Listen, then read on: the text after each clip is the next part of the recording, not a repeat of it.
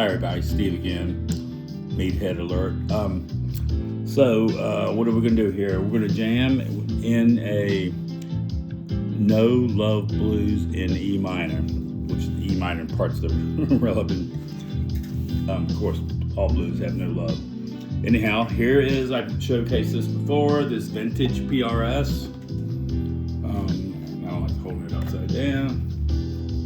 Here she is, 3, I think, EMI pickups. I don't know shit from Shinola. Anyhow, I never thought I'd get one without the birds, because birds are so cool, but this makes up for it in so many other ways. You'll hear it if I don't botch the tune. I'm gonna do this in kind of like a slow jazz, which I don't really like, but you know, I have to do it in doses.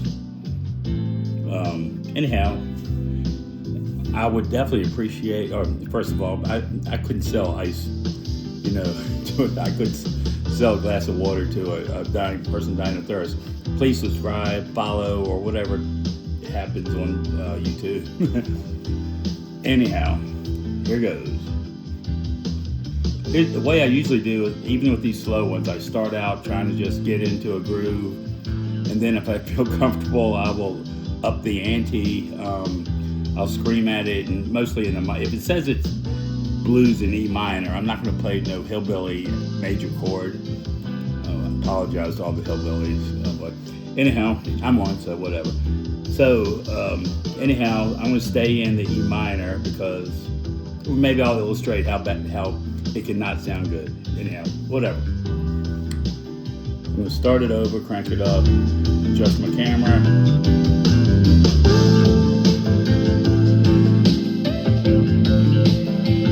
It's like elevator music. I'll play something hard rock after this.